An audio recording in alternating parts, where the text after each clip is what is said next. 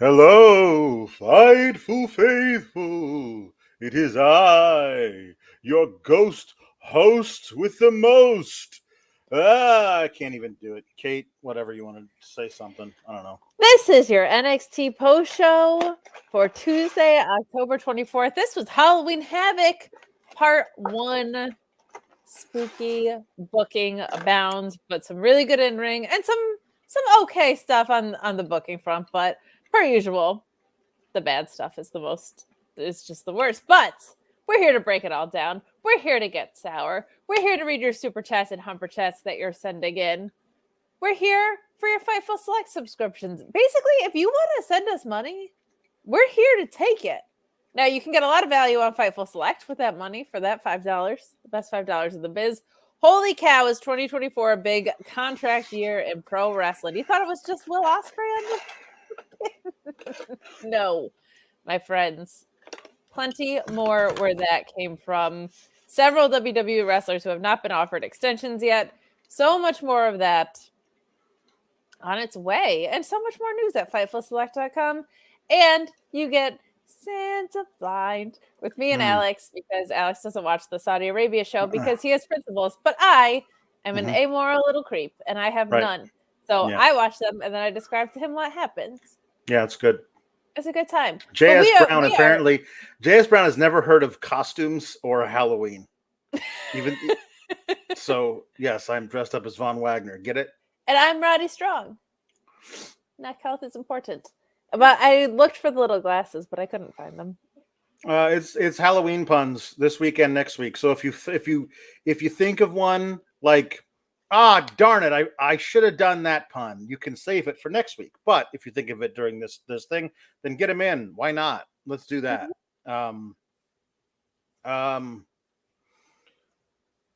It's Halloween Havoc, Kate. It's night 1 of 2. They decided to spread it out, which is nice. Remember how we were talking about this the other night? Remember that one year that they did New Year's Evil on like January 10th? Was that this year?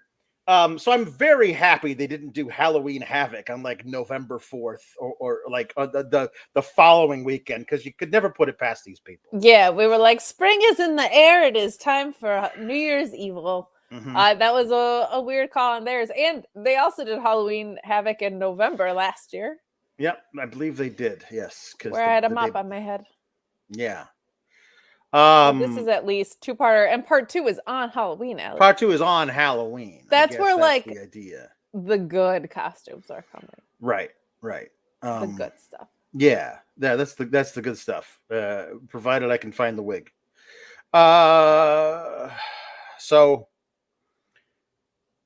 about midway through this show, I boycotted the rest of it. Like I didn't pay attention to stuff until halfway through the main event, because I felt betrayed and hurt so much by the betrayal that I just refused. I stopped caring. If it was not my job, I would have turned off the show, and I might not ever have returned to NXT. That's how bad. That's how mad I was. Job, you would not be watching NXT. Let's be real. That is true. Spooko asks, did it have anything to do with Chase U? What happened to my skull?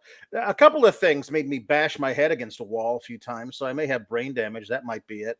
Or I might be doing a Van Wagner costume. I'm so happy they made sure to give us another one of those segments today from the hospital, from the physical therapy office. I am too, because this is going to be your costume either way, so they better have. I said I watched half of it, Wrestling with Movies, and I will not relax. No, it's sorry. I won't relax ever. No. Tama Valley wants Kate to yell Alex for the costume. I will, but it has to happen organically. Okay, good, fantastic. All right, let me call up this thing, this little document that Luis Polito sends us hours ago. This is not even close to the worst episode of NXT. Of course not. No, why would? Did I say that? No, but you're just like you're disproportionately sour. But I know why. It's An because you're act fake. that I have fucking loathed since the first moment they set foot on my fucking screen. Beat the best fucking thing about NXT 2.0 tonight. So yeah, I'm fucking pissed. Disproportionately. Sorry, disproportionately angry.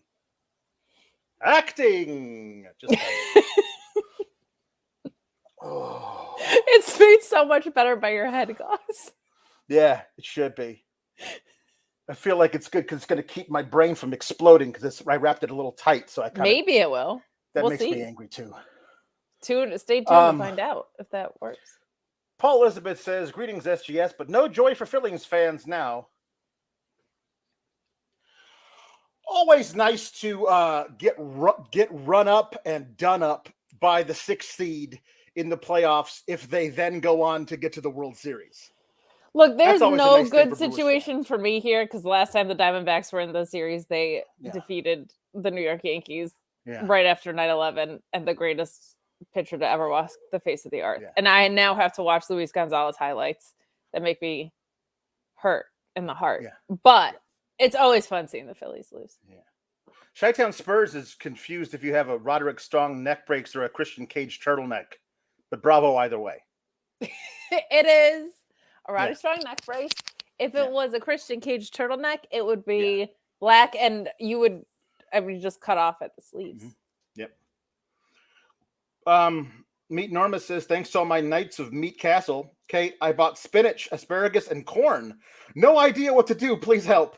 How is NXT Non-Mania edition?" Non-Mania edition. I would say it's better than the Mania edition. It's true. It's true. Yeah. No Undertaker, ironically, on the spooky episode. Yeah. Ricardo the Spooky Gremlin with our first spooky pun. Chin up, tits out, watch for the boo.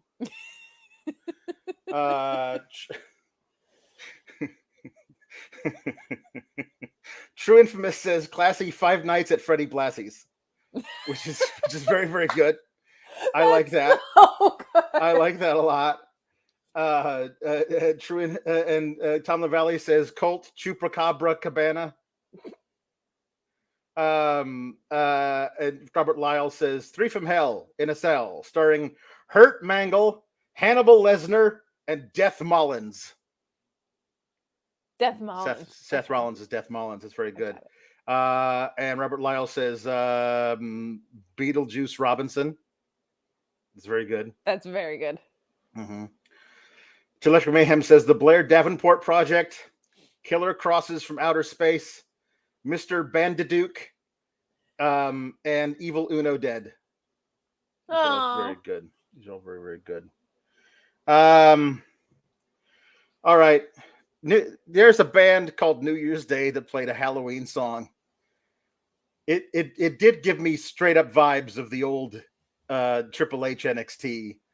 Like here's this metal act you've never heard of. They're gonna come on and play this song live on a takeover. So, and then it was Poppy for like 84 times. Yeah, it was. Triple H. He went to the Poppy well a lot. Yeah, and I don't even hate Poppy, but it was like she had a residency. I would be very interested to see his Spotify data around the times. Because I don't think it was anything else. No. So after that, we got our Devil's Playground match, which they took a little literally for my taste, with a swing set and a tiny slide. I have way more forgiveness around this episode because I just love Halloween Havoc, and it's always been really, really, really corny. Mm-hmm. So the corniness of NXT doesn't bother me as much because Halloween Havoc is by nature corn on the cob, corn dog, corny. But this was really, I thought it was fun. I had fun with this. It's better than just like, here's some candy on a table you're going to go through. Oh, it's like, so much better than that, for sure. Roxanne Perez came out as Freddy Krueger. Kiana James came out as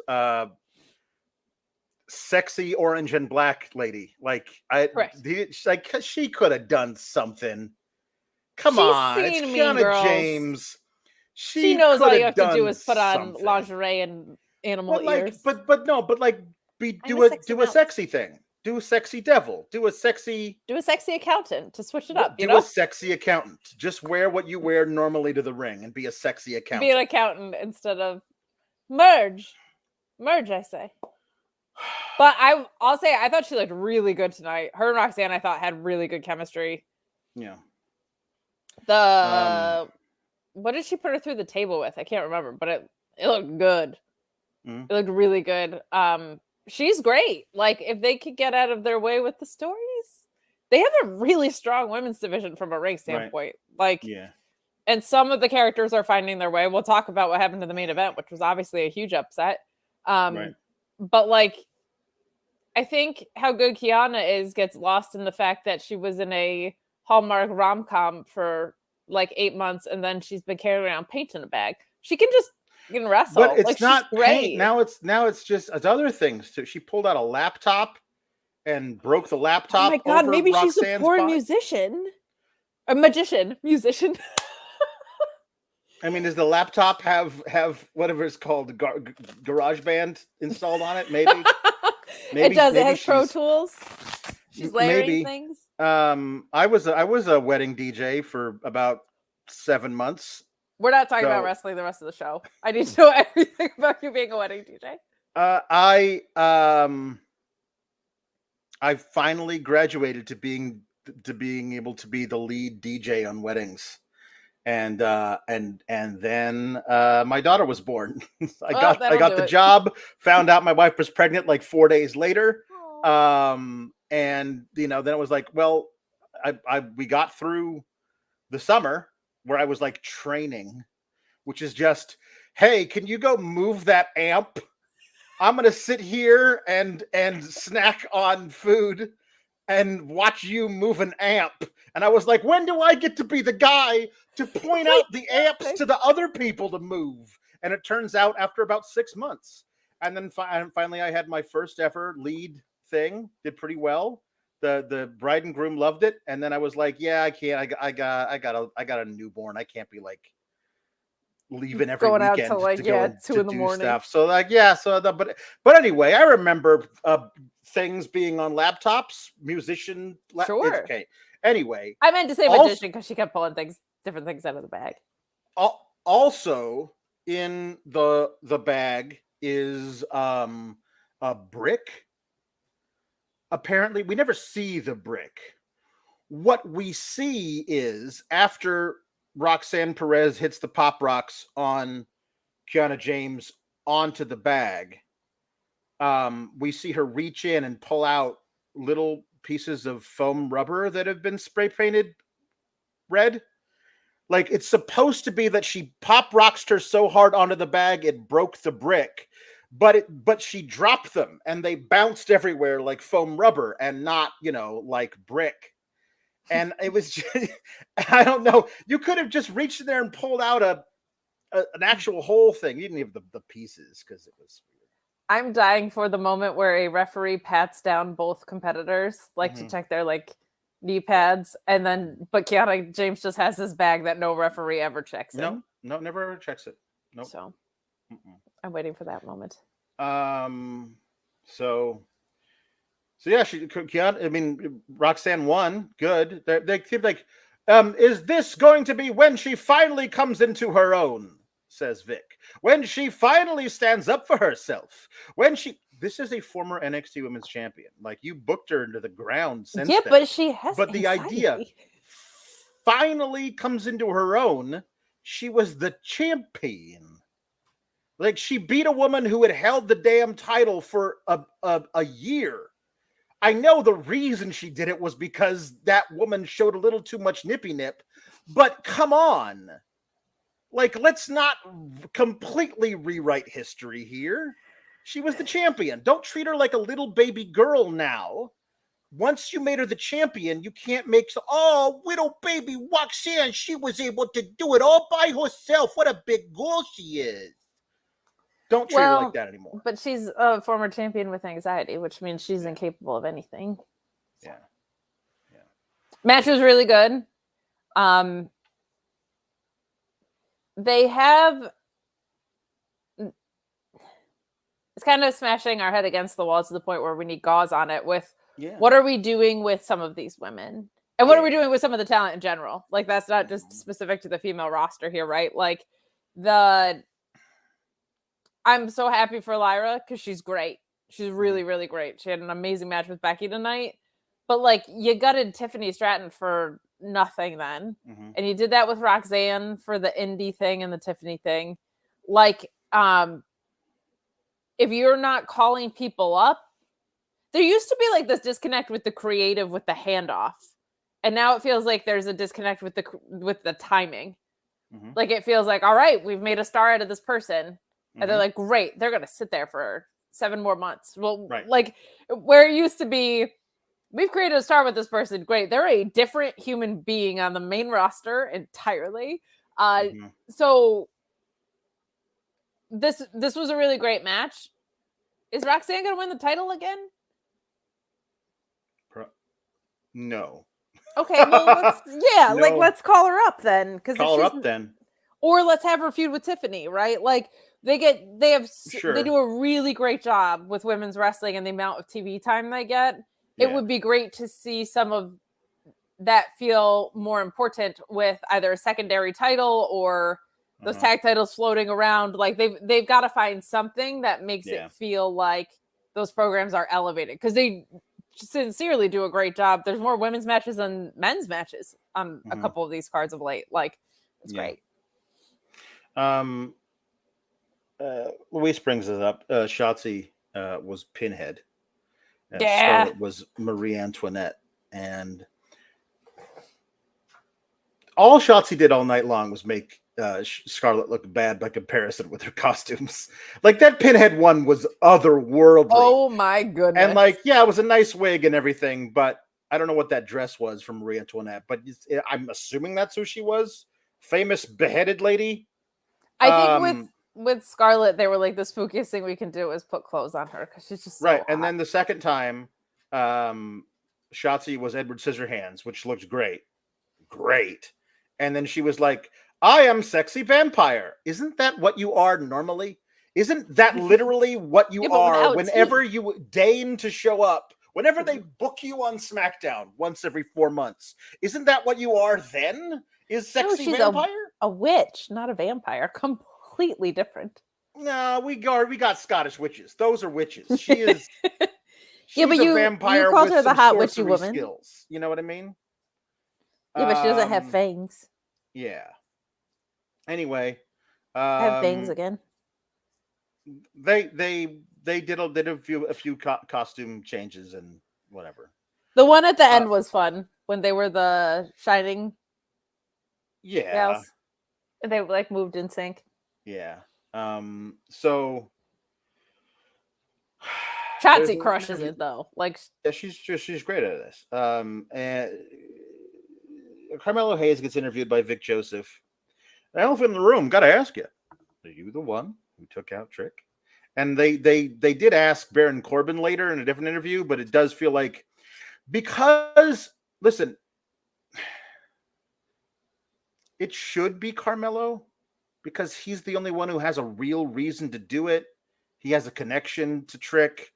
He's not going to beat Dragunov next week, and this gives a lengthy feud with some real heat behind it to go on later.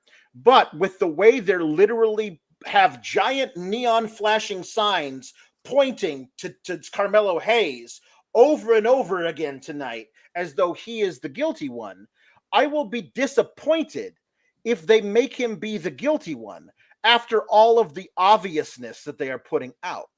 I don't. He needs to be the guy, but also with the way they are writing all of this, he can't be the guy, because I don't think Carmelo is the chicken shit heel, but I do think he could be the heel that is like, I would never do that, but I would absolutely hire someone else to do that. So they could go in that direction, and it would be cool if that person was Dijak. I question Vic Joseph's interviewing skills. You do not do that. You don't just dive right in. I appreciate it from the brevity of time aspect, but like, Hi, how are you, former champion around here? Right. I gotta ask you right away. I will say Carmelo is just tailor-made talker. He has what he's great.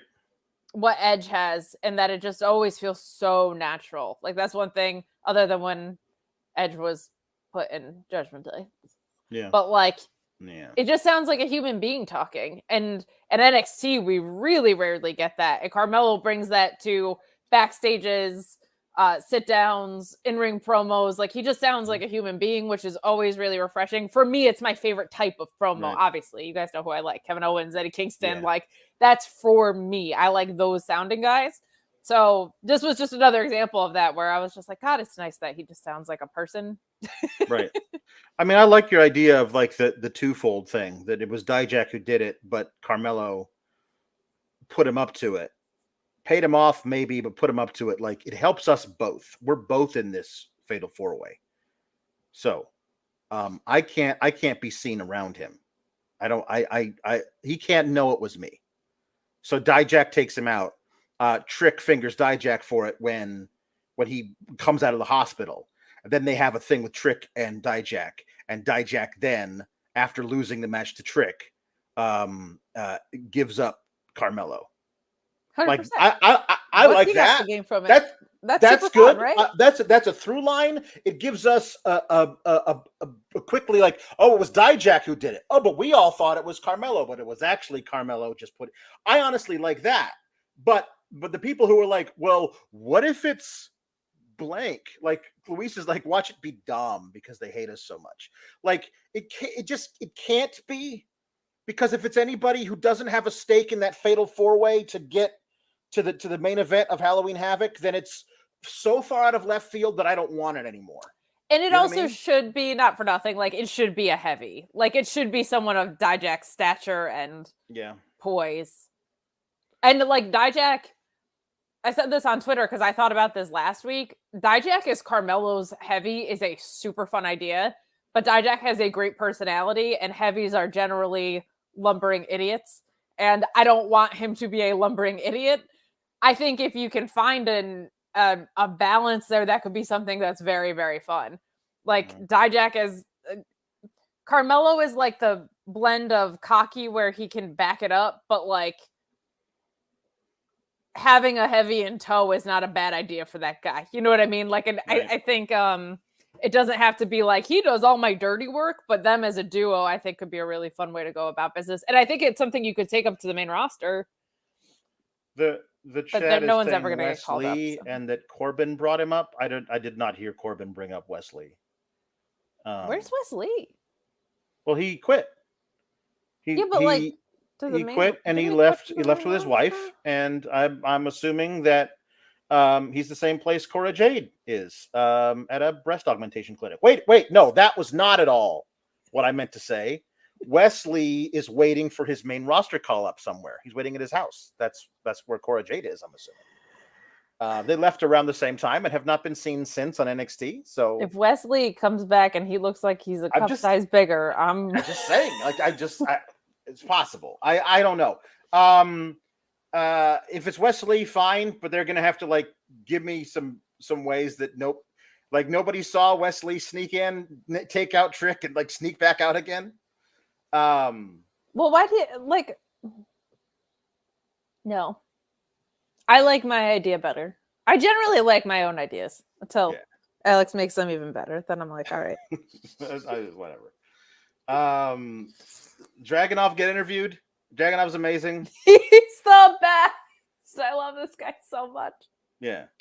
I just believe he could destroy everyone with all of my heart. Yeah. I've never doubted it. Listen, I apologize for the savagery. It was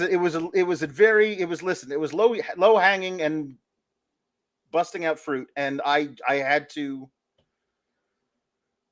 go for it. I'm sorry. I do apologize. That was not what I wanted to do. I have brain damage because I banged my head on so many hard things later tonight. You're a savage, classy, boozy ratchet, like Megan Thee Stallion. So the Heritage Cup gang, the Metaphor, is backstage getting their tarot cards read, and and they don't like the thing that they say. And then Tozawa sneaks in and steals the cup while nobody's watching, but he's literally right there. You know what I mean? And so he walks off with it. And later they get a text from him, like, if you want your cup, come and get it. And I think it's a picture of a haunted house. So we're getting the metaphor in a haunted house next week, which is fun. But I have an overwhelming problem with the dude who was in a tournament to get a shot at the Heritage Cup and lost all of the matches he was in.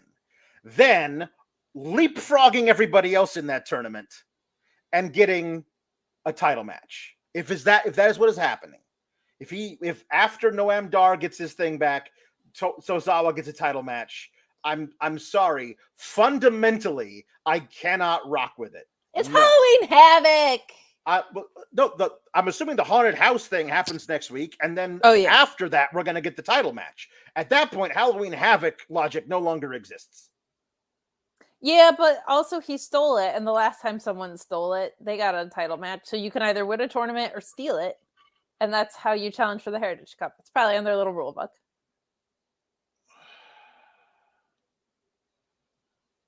I just love Tozawa. He's so funny. Anyway. No, it doesn't make sense, but I like it anyway. You were, if he wasn't in the tournament at all, I would have no problem with it. He was in the tournament to get a shot at the cup. He lost every match he was in 4 minutes apiece.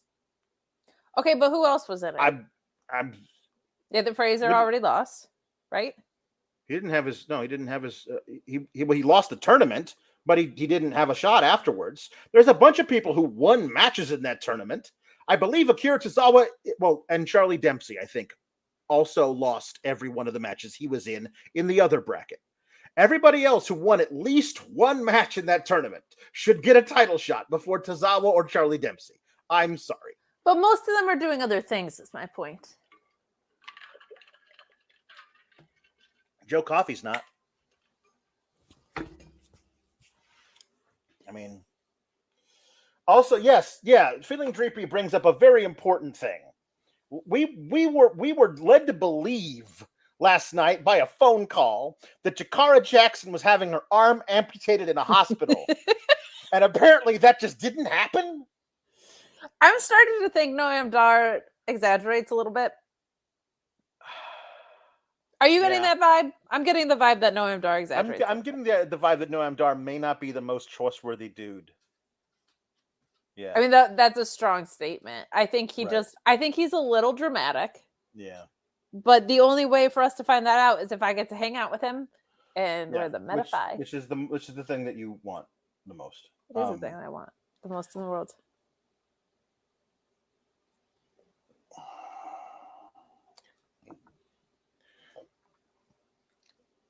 Lexis King did the risky business entrance on a chair. And also he is from the same year Risky Business was released, which is 1983. That is correct. Why is he the lead singer of a hair metal band? Why is Brian Pillman Jr. Lexis King? Why are we doing this with him? You can't, I'm my own man. That's why I went out of my way to style my hair just like my old man did. Is a dumb thing. That's a dumb thing. Well, I think they're trying to tell the story of he can't get away from it. Like that. I'm not saying it's told well, but I think the story that they're going for is like it is hereditary to be the loose cannon. Like you have no choice in that. Even if you change your name. Even if you keep your same identity entirely. Yes. That's the thing. Also, what is happening with your beard? It looks like he is holding on that wig he's wearing with a chin strap. And the chin strap is his beard. It looks like when you have a helmet on and your mom is like, we don't want it to fall off. We got to pull it too tight. And she does. And it's just like, ugh. It doesn't look good. He has a match with Dante Chen. Dante Chen is the guy who he's still around. Dante Chen is the guy who famously was being pushed He was the first ever guy from Singapore in WWE. He won his first match in NXT on 2.0. His dad was in the audience to watch it. Then he got hurt. He missed like 5 months, and while he was out hurt, his dad died. And they had a whole vignette about how like he got to see my first win, but that's the only match he ever got to see me wrestle. And so I'm dedicating the rest of my career to my father. And since then, he's just been booked to lose. And I feel like don't do the vignette if you're gonna make him into the loser guy. Like they've done that every time I've seen him since then. He's lost a match, and that, yeah. My notes referenced that and also said keep Christian Cage away from this guy. Yeah, true. Do that. Yeah, it's a bummer too because he's good. But so far into the Triple H era, again, we're seeing some talent that hasn't gotten shots get back on TV. So maybe that's an opening, I hope. Yeah, it's good. Listen, it's good for Dante Chen that he gets this spot in a hopefully majorly watched episode of NXT. And they let him look good against Brian Pillman. That's good for Dante Chen. It's bad for Brian Pillman because he got 50-50'd in the same match. Like 50% of the offense or more was done by Dante Chen. And then Brian Pillman won with his weird, like, Orton straitjacket, Orton DDT, except it's not a DDT, it's a spinning neck breaker. Which takes as much time to set up as Grayson Waller's I got to get out of the ring and run up the ramp and then do a spinning somersault to give you a stutter. If your finishing move requires your opponent to be fully unconscious before you do it to them, just pin the guy. Just pin the guy. There's no way Dante Chen lets that happen to him unless he's already unconscious. I don't like those really long setup finishers. Yeah, I don't either. I don't even like, and it's not even nearly as egregious, but Jay Lethal's where I'm just like, just do a cutter. Why are you doing a handspring? Yeah. I'm wondering if this got 50-50 because maybe it'll be a story of, not to go back to the Christian Cage, but like maybe it is like a passed away father's thing, trying to find your own identity thing. Like there's an opportunity there to do something. Storyline here, yeah. I wouldn't hate that. That would be good, and it's the only reason I could think that they gave Dante Chen so much offense, other than maybe they wanted him to be like look good. But if this is a full storyline, I have less of a problem with the way it was booked. If it's just Brian Pillman getting a win, it should not have taken this long in this fashion for how he's been presented. Now, the vignettes, I think, have been great. I don't know what's going on with the beard. But... Shave the beard. I'll forgive the hair if you shave the beard, man. I will. Yes, as will I. I'm still a little... This is his in-ring debut at NXT, so...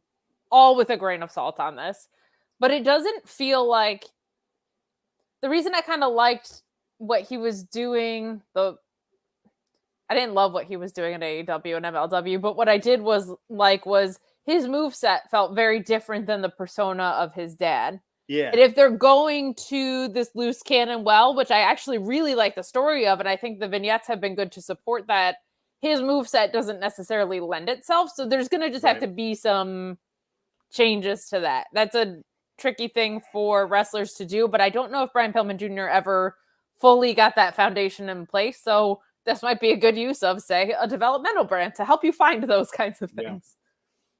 Yep. The first semifinal in the women's breakout tournament is Kelani Jordan versus Arianna Grace. Arianna Grace, again, please explain to me why you are a booty pageant contestant who is also a wrestler. And it is very funny to me. I assume it's funny to you as well, that in lieu of, a title belt being put on a pedestal outside the ring for them to look at, it's the at-a-glance. They took the little folder and set it up like this, standing there, and everyone looks at it longingly as they pass by. And yeah, it doesn't.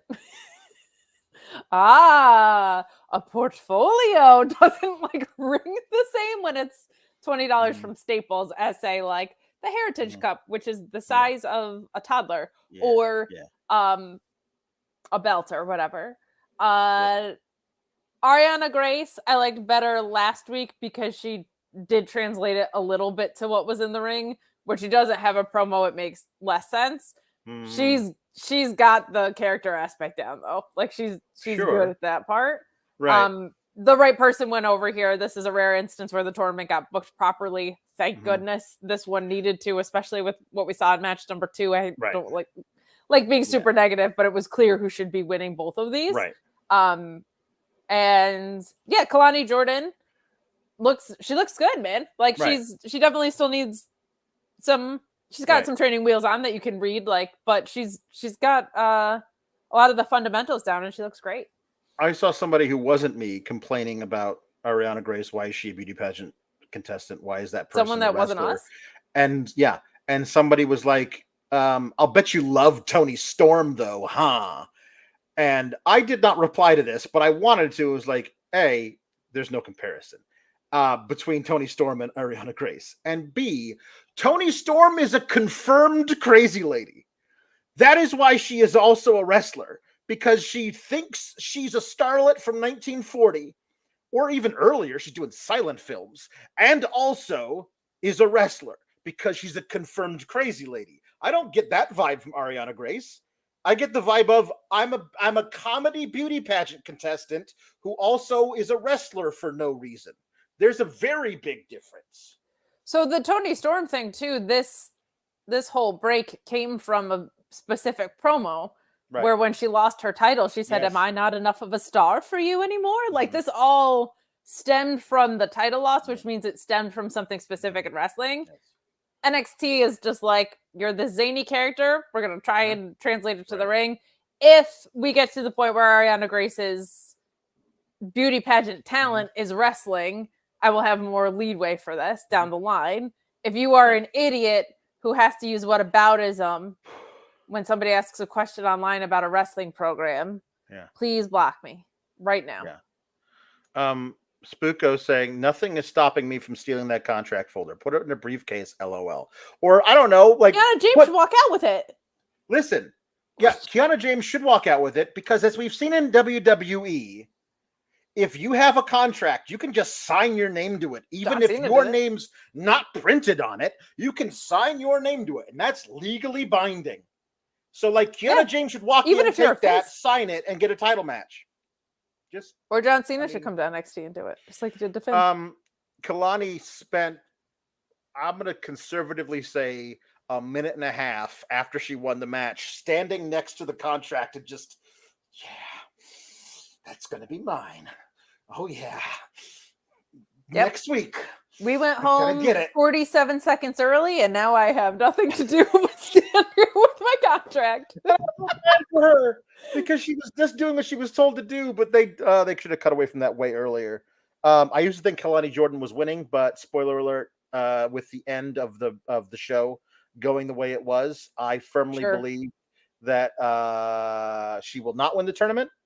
They will give Lyra Valkyria one successful title defense against Lola Vice, and then she's going to be murdered where she stands by Jade Cargill.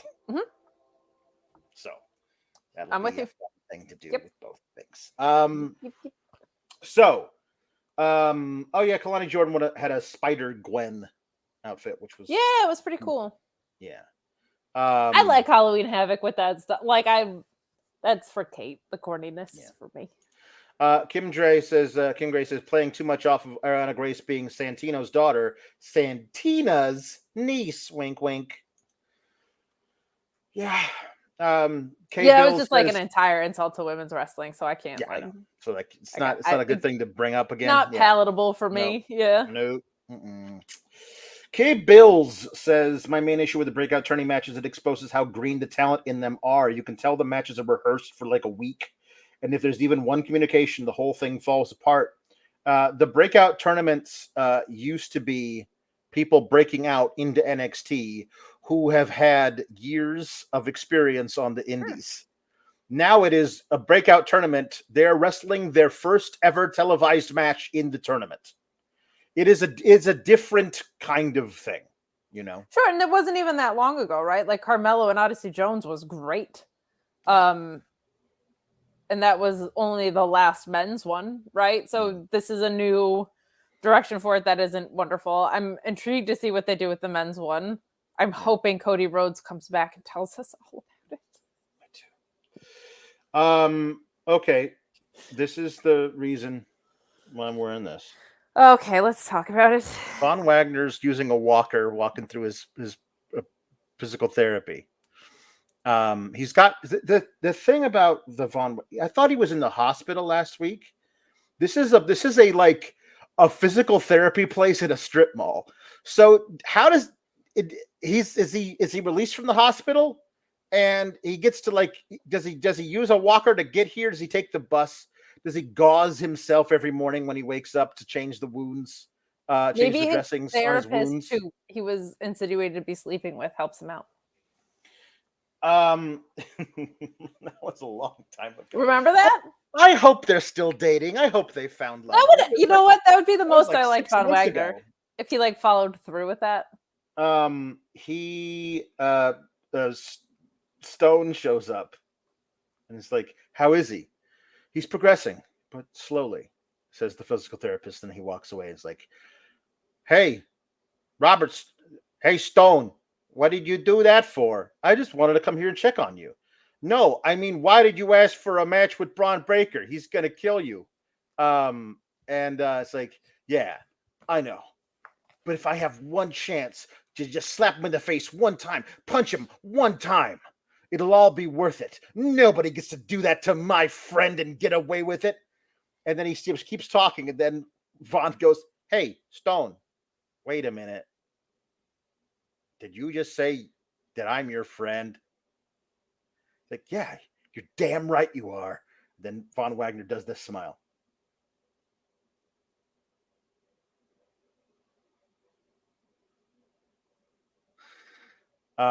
It's like, all right, well, I'd really like to be there for you next week, but I'm in no shape. That's okay. What did he say? Like, this will all be over soon or something. I forget what exactly what he said, but it was a very much like they're gonna kill Robert Stone next week, and like to have another reason, more adversity, adverse a head wound for him to overcome when he finally comes back after Braun Breaker. Oh boy. That match should be one move. It should be Braun Breaker spearing him out of his boots. I don't mind if you let Robert Stone do the thing he wanted to do. Slap him once in the face. Okay. And then Braun just absolutely annihilates him. Let him beat Robert Stone for 5 straight minutes. And anytime the ref tries to check on him, he's like, "You stand up. This guy is getting what is coming to him." Like, just let him do that until the ref has to wave it off. I don't want to see Braun Breaker pin him. I want to see Braun Breaker beat him up until the ref says, "You have to stop now. You're going to kill him." That's what I want to see Braun Breaker do. If you're going to do this horrible thing where Von Wagner uses the power of his love for Robert Stone to get one over on Braun Breaker, future actual WrestleMania main eventer Braun Breaker, hopefully.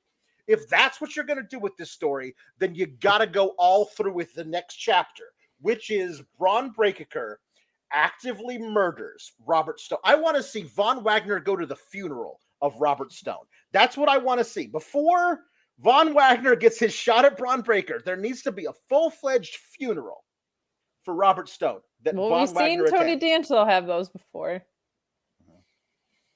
I think we're going to see him have one for Stacks in a very different way. I don't mean to be controversial. I'm starting to think this is maybe not the best use of Braun Breaker. I'm gonna say too. You know what? You know what proves that? the later segment between Hay and Carmelo. Yes. That I was like, man, it's so true. Just like you and I, we're gonna be battling for the top spot for the next decade. And just the way he said it was like there was so much confidence in it, and the way that Carmelo took that in, I was like, yes. Can we get that started now, then, please? Yeah, like what are you yesterday. wasting them? Like, okay, Carmelo's gonna lose his title to Ilya Dragunov. Hopefully, then he has his thing with Trick, and you blow that off and you break them apart, and Carmelo goes to the main roster on his own. But by that point, Braun Breaker should already be there waiting for him. Like, I don't know, man. Yeah, the thing is, I don't know who you put Von Wagner in a storyline with, because I don't think there's anybody that he should. No. So I can't even say it's like a bad move on their part, but I can't say it's a good move. You know what I mean? No, it's bad. Can we read some puns? Luis says Braun should hit 5 spears and a burning hammer next week. I'm in. Yeah, let's do it. Puns. Yay! We got some good puns. You guys are great. Ronald Hollick says Halloween booking kid, Shawn Michael Myers, and also Dr. Dexter Loomis. Dr. Loomis, of course, being the hero of Chopping Halloween. Mall. JK. Yes, no. Orion Ben 666 says pray for Lethal because Eddie Kruger's coming to get him.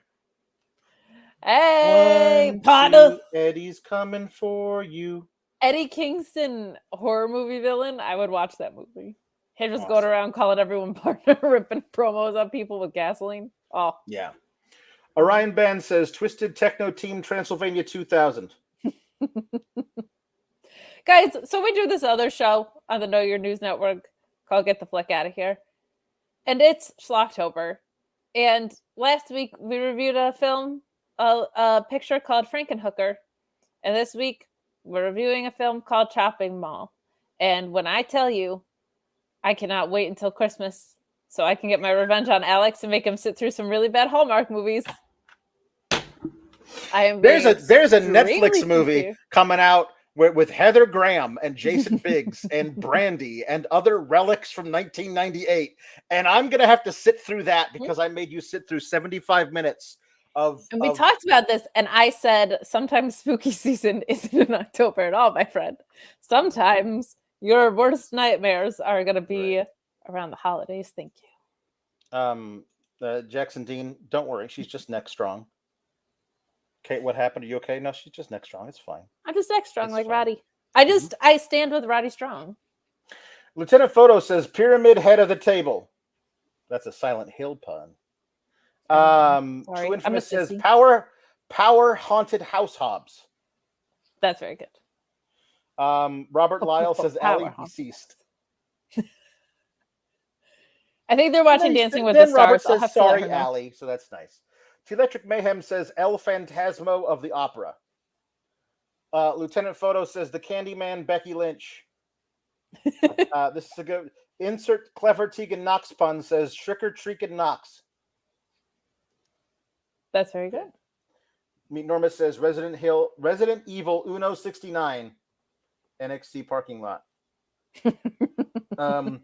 Lieutenant Photo says I like this one a lot. Lieutenant Photo says jobbing for apples.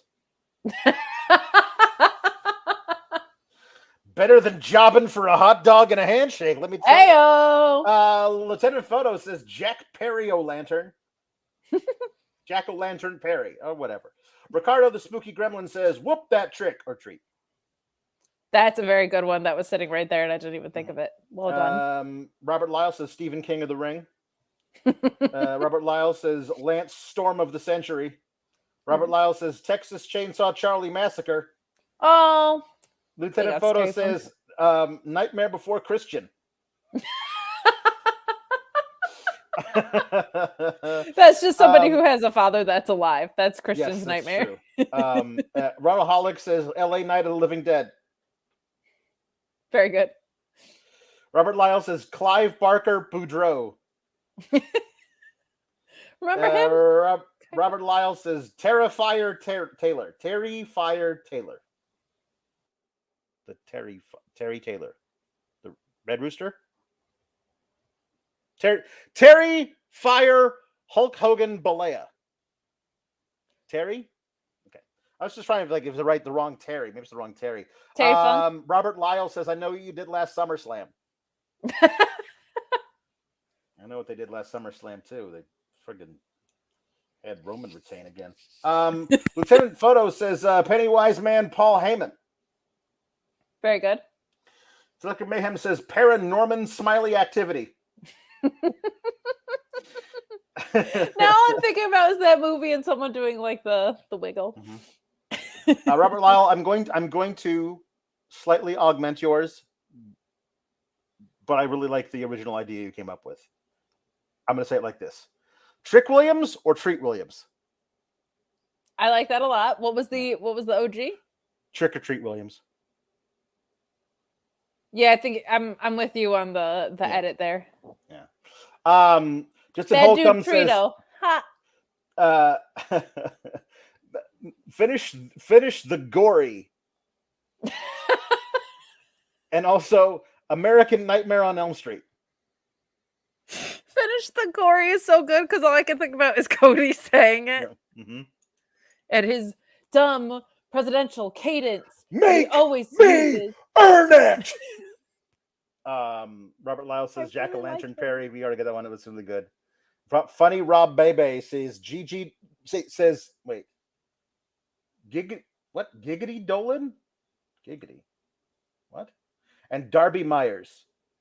I don't know what this is. I don't know what is that? I'm not sure what that is. Giggity. That's a Family Guy pun. Tama Valley says it's Hakuween, if you know what I mean. And finally, Lieutenant Photo says Edward Scissorhands me daddy ass.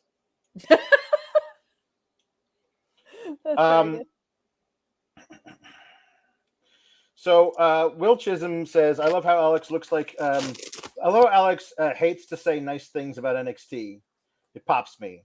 Just like my dad, I'll get an A on a test and he'll be like, I'm still mad you didn't take out that trash 2 weeks ago. Yeah, kind of. Yeah, whatever. Yeah. But good job on getting an A. Yeah, good job on getting an A. We celebrate your academics here. The Creeds. I don't know what Brutus is wearing, a snowman costume. I don't know. And I don't know what the hell Julius is wearing. But they want a match versus Angel Garza and Humberto Carrillo. So they have Ivy spin the wheel and make the deal with the consent of the hostesses with the mostesses. Of course. And it lands on a tables, ladders, and scares match. Now, Julius and Brutus versus Humberto Carrillo and Angel Garza in a crazy plunder match should be a lot of fun. That is correct. But it doesn't matter because the tag team division NXT is dead and buried. Well, yes. But I think what you're missing here is, Alex, it's like table, ladders, and chairs, but instead it's scares. Right, it's scares. Yeah, it's scares. I think maybe you just don't understand. No, I got that part. You did? Tony D'Angelo and Channing Stacks Lorenzo, have been champions for only 87 days. But at least they've only defended the titles twice. This was the third one, and they lost. 3 defenses in less than 3 months. And if you give Chase U, one of the worst acts in wrestling history, 1 day longer as a reign than Tony D'Angelo and Stacks, I'm gonna friggin' lose it even more than This match was not laid out as such. This match was not like, there was no heat behind this match. There was no there was no like when you were watching Swerve and Keith Lee versus the Acclaim the first time when the Acclaim lost. You were watching it going like, holy crap, there is a turning of the tide here. Like, you can feel something changing. And they could have gone the audible. I feel like this was obviously planned ahead of time. They don't audible these kind of things here. But there was no like, oh wow, man, this really feels like they could actually do a title change here, and they just did it because like Tony D'Angelo ran into JC Jane on the apron and then had a really bad looking roll up by Andre Chase that didn't really even pin him. He was unpinned for the first 2 of the 3, and then finally he actually got some weight over the legs of Tony D'Angelo. What a waste of a reign. What a waste of this is a guy who has done nothing but take every little bit of this weird ass character that you've given him and knocked it out of the park every single time. And he's here. You finally put some gold on him. You never let him defend the fucking titles. You don't give him 1-on-2 matches with anybody. They had the first week they became champions. They beat the former dyad GYV as last. That wasn't actually really a match. Then you gave that fatal 4-way thing at No Mercy, which wasn't really a title defense. They haven't had really any kind of stories or anything, and this wasn't even a story. The only reason that Chase U was even in this match is because the refs were too busy being dumbasses and didn't see Humberto and Angel cost the Creed. The Creeds would have beat them. Friggin' do you think I would be angry at all if the Creeds won that match last week and the Creeds beat Tony D'Angelo and Stacks? No, I wouldn't care at all because the Creeds are fucking awesome. And you would care a little Stacks because you're in love with Tony D'Angelo. But I agree with. I don't think that Stacks and Tony D should be tag champs. So that's the only thing I don't hate about it because it doesn't work as a duo. You need either a bunch of guys or one guy. Like, this title reign was not going anywhere. And that isn't their fault, and it does suck. But, like, it felt very stuck in the mud for all the reasons you just said. And sometimes I'm in favor of a surprise title switch. I'm not in this case, but I get the temptation because it just felt like, you know what? This, like, isn't going anywhere, and it can't because there's 2 guys. Spooky Patch Kids. I'm sincerely happy for Harlem Bravado and Duke Hudson. In story, it's just weird because even I know you don't like it, but they pivoted so far away from the parts that I did like about it that I don't either. Like, I was much more keen on this when Duke Hudson was the focal point of it, because I think Duke Hudson's great.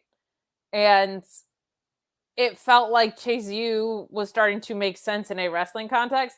Then it pivoted to this Thea Hale turn, and it felt like nobody had anything to do with Duke Hudson and Andre Chase. So this feels very out of nowhere, even though they've been one of the more I'm so sorry, Duck Hudson, excuse me. The birth of our pun gimmick, Duck Hudson. So, like, I'm excited because I want to see Duck Hudson wrestle matches really bad. And wait. You can continue after this. Based on what they did with Tony D and Stacks, why would you ever think that making Duke Hudson co-tag champs would result in him wrestling more matches and not less? I do want to say I appreciate equality. Okay, the women's tag belts are horribly booked, and it's just nice to know that the men are also dragged down to this level. I'm trying in the spirit of Halloween Havoc to be more optimistic about the fact that, like, there's a new guy in charge and maybe there's plans for things. And Duke Hudson can't possibly be wrestling less than he is now. He hasn't wrestled in forever outside of that qualifier match, which he was, like, not even that much in. And I really like him. So I want to see this be productive. I think it is bad creative to get there, but I I want people that I think have a really bright future to be able to have opportunities, and I hope that's what this translates into. I completely understand why you would think that won't be the case because we've seen it time and time again, and we've seen people who had successful defenses or successful reigns not move up. So sure, but I think with the Tony D and Stack story, it's like they had opportunities to do stuff, they didn't do it. Tony D needs 3 other people or no other people. It just doesn't work as a duo. We've talked about it time over time. Like you can't have an underling that's not in charge of anybody. It doesn't work. So they need to figure something out because Tony D is great and Sax is serviceable enough, even though he looks like Patrick Mahomes, and I can't get that out of my head now.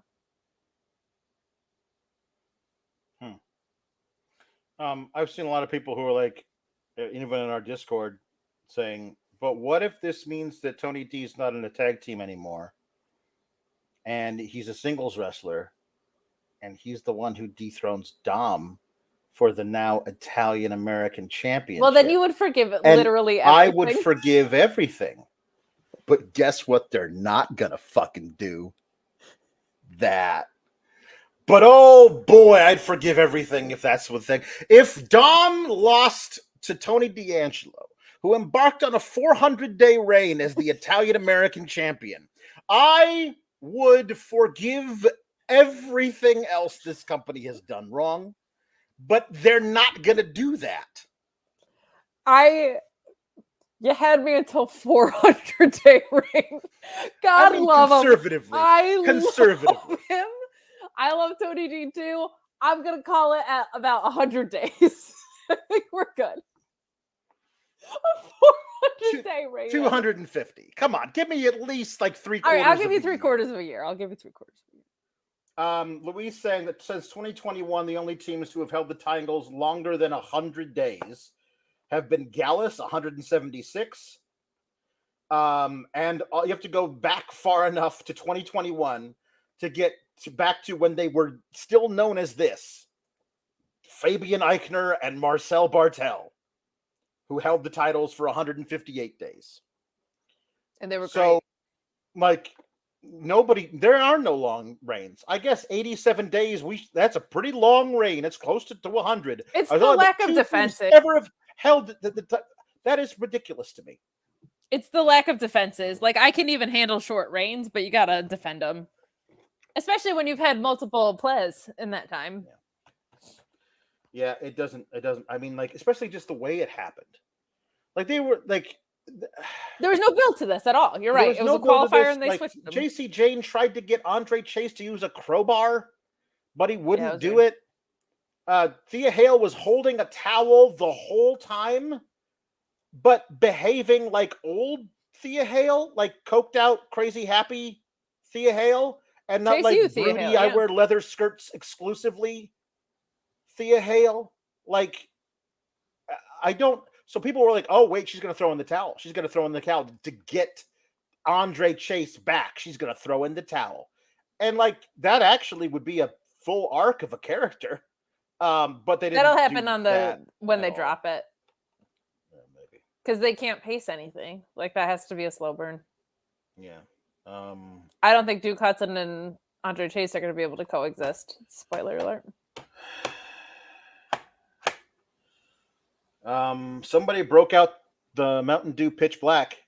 We got a blacklight match with Gigi and Blair. Lights out, Gorilla Radio.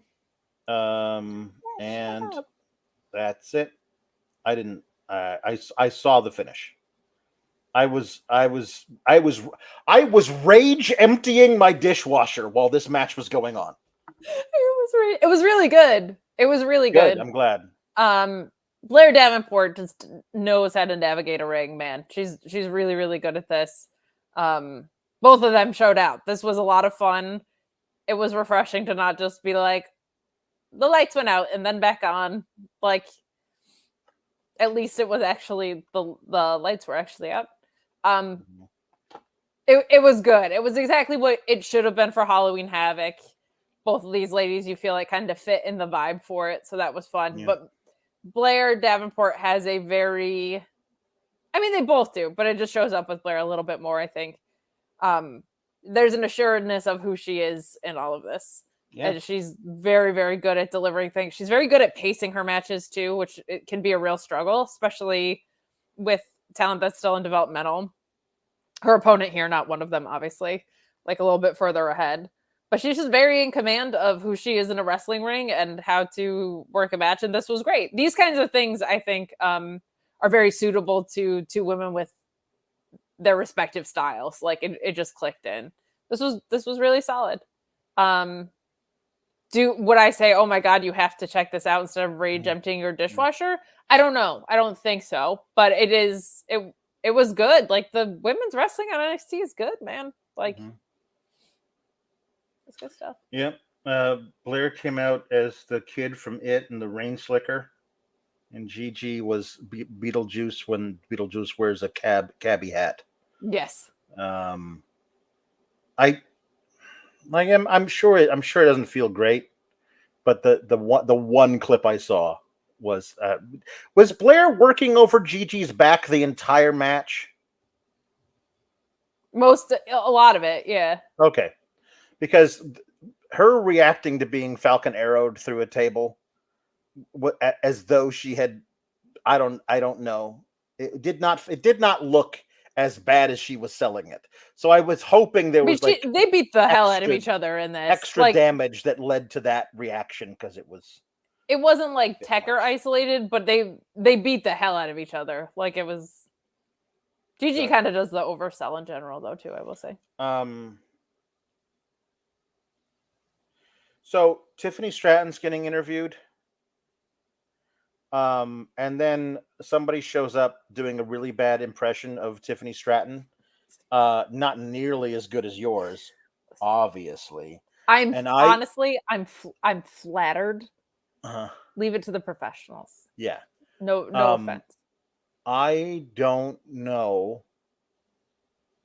I did not know who this was because of the wig. I was like, that could literally be anybody. Is that Brinley Reese from last week? Is that Solruka back? Oh, who is that? She's in a feud with.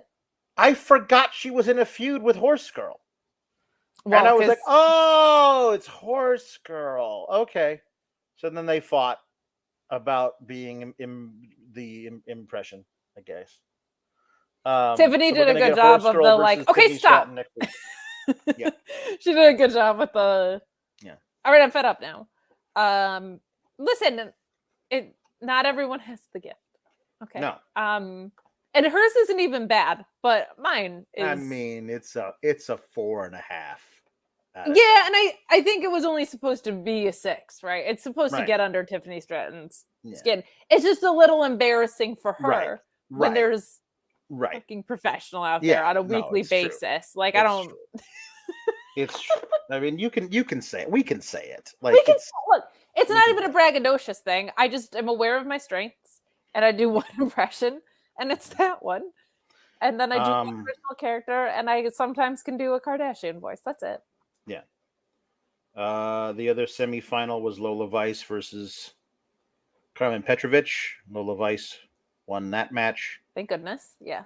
Lola Vice and Kelani Jordan did an MMA style stand and do this next to each other over the added lance, and it works as part of a press conference because the people in charge of it say, hey fellas, stand up and do this, and then they do it for the cameras, and there's lots of shutters being clicked and everyone's taking pictures.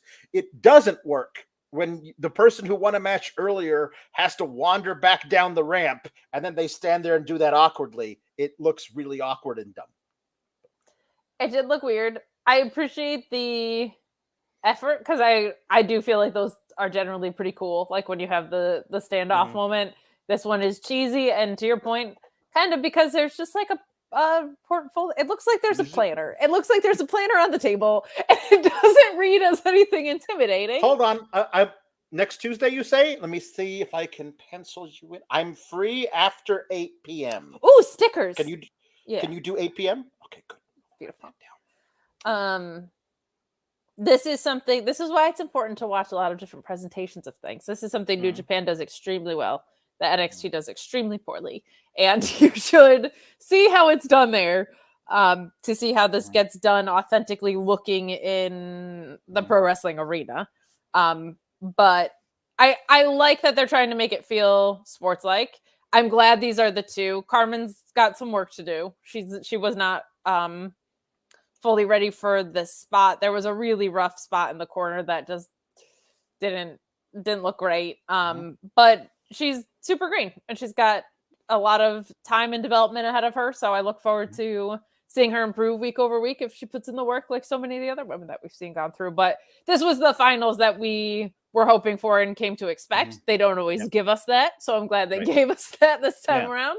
More necessarily in this than most other tournaments because of what it lends itself to, right? So, and even stylistically, I think Lola Vice looked good, and her and Kelani Jordan should be a fun matchup, I would think. So good stuff on I that wish front. they had done more to breaky-outy, make it feel more breaky-outy. To break out them as personalities as opposed to just like in the tournament, because I don't know who these girls are at all. And they did a lot to like show you who Roxanne Perez and Tiffany Stratton were, for better or for worse, because like not all the stuff they did for the personality stuff for those two worked, but at least they made the effort. I have no idea who Kelani Jordan is other than she picks really bad mentors. You know what I mean? I was going to say, I think it's a little handcuffed. Hangs out with Elektra Lopez, and then what? That's it. You know? They're a little handcuffed by the fact that they've both been around, but we haven't been told who they were. So it's like, it feels weird to do introductory vignettes because we've seen them a little bit more consistently, but we don't really have a grasp of who they are in this very wacky world, especially. So it's a little bit odd of one. I'm sure part of this is just derailed because they released Dana Brooke, like in the middle of Kelani Jordan's storyline. That leaves her in a really weird spot. So, but this should be a good finals. These are the two that should be in it. And that part of it's good. But this, I think part of it, because some of it got chewed up by NXT Mania, like the tournament didn't have the same like, oh, sick behind it. Like I think I felt like the last one. So Chase U, whom I loathe, is backstage celebrating winning the tag titles. In walks inexplicably Chelsea Green and Piper Niven as Little Red Riding Hood and the Big Bad Wolf. And they trade some barbs with JC Jane and Thea Hale. And Chelsea wants to go make a complaint to Shawn Michaels, and they said, we'll show you where his office is. And while we're there, we're going to ask him for a tag title match with against you guys next week, says JC Jane. And then she has the fucking nerve to say, it's about time you two defended those titles. Toxic Attraction won the titles at Halloween Havoc 2021 and did not defend them until February. They defended them once, and they did not defend them again until May. Yeah, but isn't that what obnoxious heels do? Are overwhelming hypocrites and stupid? Calling the kettle black times infinity. I'm not here for it. I mean, the kettle wears black lipstick. So.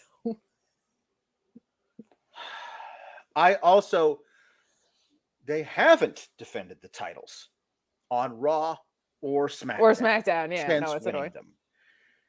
Against all of the you created a team of Shayna Baszler and Zoe Stark, tailor-made to take those titles off of them, and then did not give them, you gave them like a proving ground match that was then interrupted by Nia Jax, which has splintered Shayna and Zoe off to do stuff with Nia. But like fucking Halloween, have them show up on goddamn SmackDown and have a match with the spooky Scottish witches who are in canon placing curses on the title belts as we speak. I mean, Why we got are Thea vignettes. Hale and JC Jane getting title shots before anybody on the main roster? We got vignettes. I think they are going to do that. We got Spooky Scottish Witch vignettes. When are we getting it? Because if That we're I getting it after Halloween, everyone can go jump in a fucking lake. Every 4 fucking weeks of October. Every week of October, you should have the spooky witches haunting the shit out of Chelsea Green and Piper Niven no-selling it. Okay, but Vince was in charge for half of October. They did nothing. And then we had to switch in management. But I also wonder if there's a way to make it like a spooky triple threat.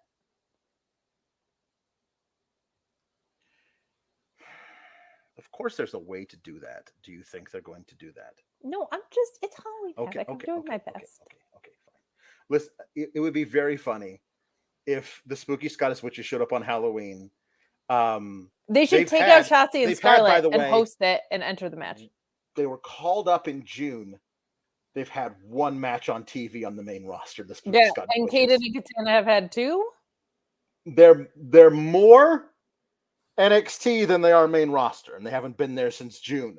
Them showing up to cost Chelsea and Piper the tag titles, to put them on Thea and JC Jane, just so the spooky Scottish witches can then take the titles off of Thea Hale and JC Jane.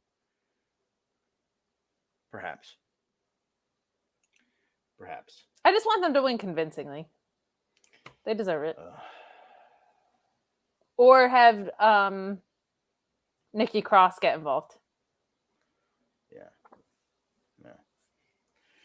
The Amish electrician says nobody Dana Brooks Kelani into a corner. The spookiest of all. All right. So we have a full-on treatise written, humper chatted in by Wrestling with Movies, resident Becky Lynch stan, that I'm going to read about this Lyra Valkyria and Becky Lynch match. Y'all know how I'm going to be tonight. Being one of the best wrestlers in the world not only includes the in-ring or the gimmick, but the ability to put others over in the best way. Becky Lynch did that tonight. The match ruled. Lyra won. Star is born. Put a pin in that. You're well aware of how I was adamant that this Becky NXT title run wouldn't be like Charlotte's second one, and I was very right. Becky did what the greats should do. Have a great run, even if short, and then go out on your back to the right person. Put a pin in that. And people just need to stop doubting Becky Lynch. Some people do. And I'm biased, but she's truly the women's GOAT for me. Undisputed. I think in the next few years, we'll get her swan song. And if I can fantasy book it, one more with Mercedes. GOAT. Several minutes later, he humper chatted. What's next for Becky? So they continued to tease Jade. Becky looked up at her after the match. Jade makes things less clear, but Rhea versus Becky at Mania has to be the agenda, right? Yes, it does. That's why this doesn't make any sense. But until then, I'm not sure. Also, Becky's contract is up next year, so... Okay. What this is, and you will never be able to convince me different, is they didn't want Becky to lose to Jade. 100%. And... Cowards. And Women's Survivor Series, maybe? Okay. They want Becky to lead Team Good Girls. And they don't want to have an NXT title mixed up in it or something. Like, they feel like she can move on from this because she'll move on to that. And then we'll start the Mania programming season. They don't want Jade to beat Becky. I don't love that because I know Becky is one of the most selfless performers I've ever seen. I understand where there may be some hesitations on their part, in that Jade's strengths are not always in ring, and maybe they don't want Becky. If Becky's going to lose to Jade, she's probably going to do it in like 6 minutes, and maybe they don't want that because I don't think Jade is going to come out with like a 20-minute classic in her first match, just based on. I still think Becky is owed a receipt for what she did to Bianca Belair at SummerSlam. She needs to lose one like that after doing that to somebody else. That's how I view wrestling as a whole. That if you fucking buried one person. That was not your choice, but that was one that you fucked up Bianca Belair's momentum for months and months and months with that 26-second squash. You now owe the wrestling gods one against you. Yeah, but they did it with Bianca. Becky had to be a heel and shouldn't have been. That was punishment enough. But like I hated that. I hated that. I hated it. Yeah. But they made a really good story out of it. Yeah. By the time it looped back around a year later, they figured out how to. They finally figured it out a year later. They reverse engineered it.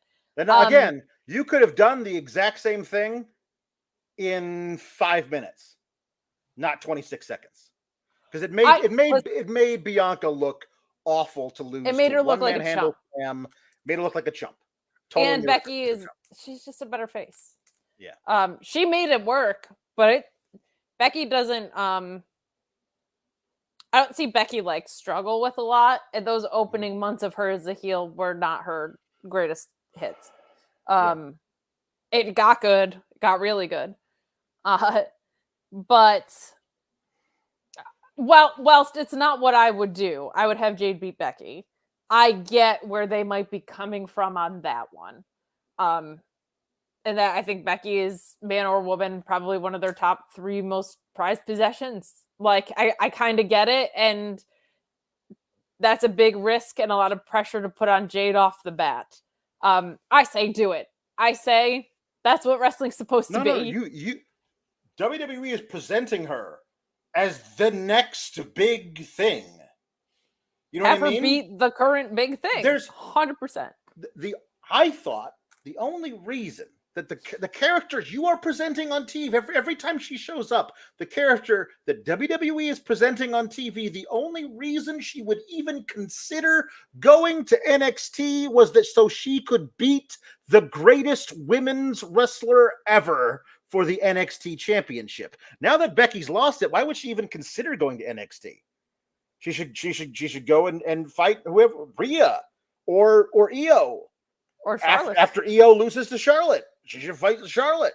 Like, you know what I mean? Like, I thought it was a perfect setup.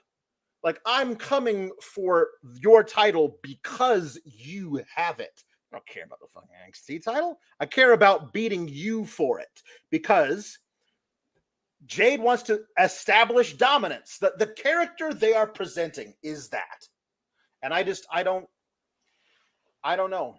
Here's what I do think. I think Lola Vice wins the breakout tournament.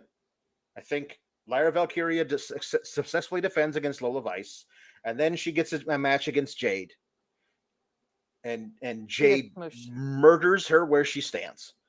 And so what you will do, and again, this is taking nothing away from the individual matches that Becky Lynch has had with all of these women. And by the way, there were a bunch more on Raw and also on SmackDown she could have had matches with, continuing this amazing thing of like, I want to give title opportunities to all these great women. You did it for like 2 of them.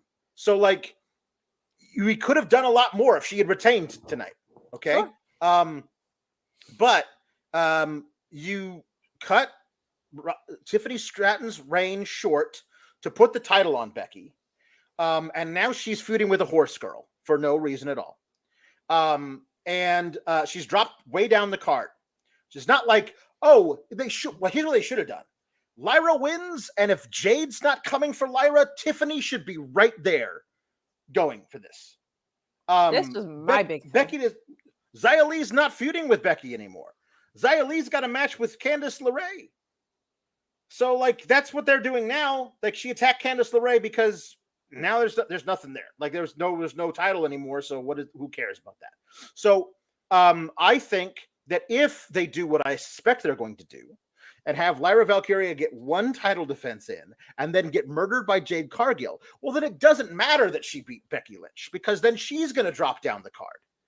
And you're just like, okay, so we're here. And like, okay, now we can do something else. I guess.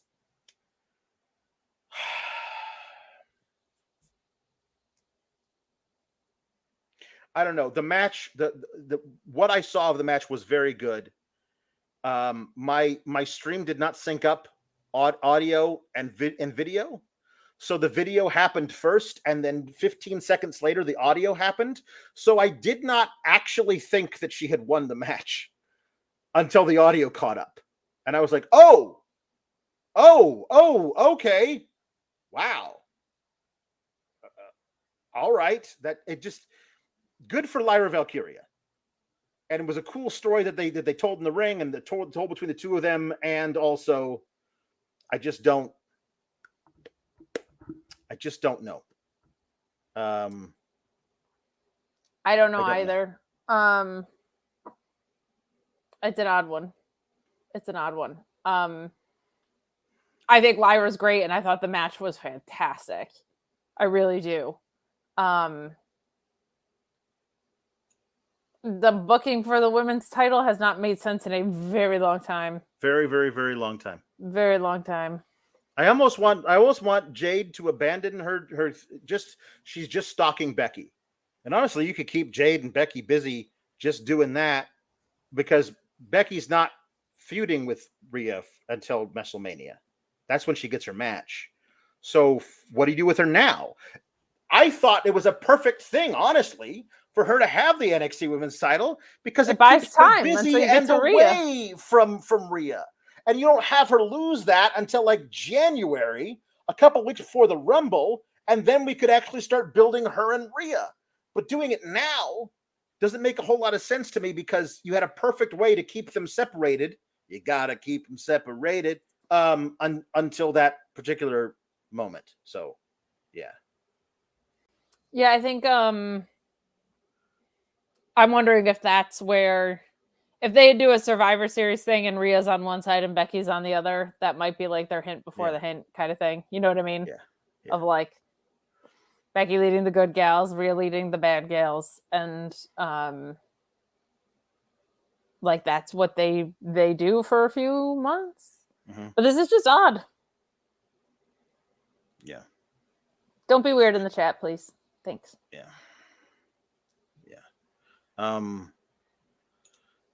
Didn't PWI report that Jade was going to be put on Raw? So maybe Jade might face Becky on Raw. I mean, she might. I don't know about the report.